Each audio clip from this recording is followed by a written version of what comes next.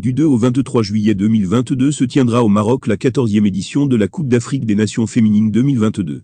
Pour la première fois, 12 équipes reparties en 3 groupes se disputeront le trophée continental. 12 équipes essayeront de détrôner le Nigeria, championne d'Afrique en titre. Le groupe B est très attractif avec le Cameroun, la Tunisie, le Togo et la Zambie. La CAF a vu les choses en grand pour cette édition. En effet, à en croire le confrère Actu Cameroun, la CAF revalorisait à hauteur de 150% la dotation de la CAN féminine Maroc 2022. Avant le coup d'envoi de la 12e édition de la CAN féminine, le président de la CAF a annoncé la revalorisation de l'enveloppe financière de la compétition. La cagnotte globale de la compétition passe de 975 000 $ américains à 2 400 000 $ américains, soit une augmentation de près de 1,5 million USD. En effet, le vainqueur de cette édition de la Coupe d'Afrique des Nations TotalEnergies, Maroc 2022, empochera 500 000 $ américains, soit une augmentation de 300 000 $ américains, ce qui représente 150%.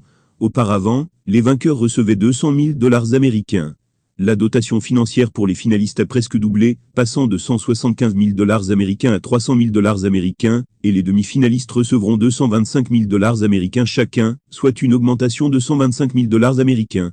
Ce faisant, le président Patrice Motsepe et le comité exécutif ont classé le football féminin au rang des principales priorités de la CAF pour les prochaines années, lit-on, chez le confrère. Par ailleurs, la Confédération africaine de football a fait un bourde sur leur compte Twitter en publiant une autre photo à la place d'une autre. En effet, en présentant les différents groupes de cette phase finale de la CAN féminine Maroc 2022, la CAF, au lieu d'insérer la photo de l'équipe du Togo, a plutôt posté la photo de l'équipe du Gabon, qui n'est d'ailleurs pas participante à cette CAN.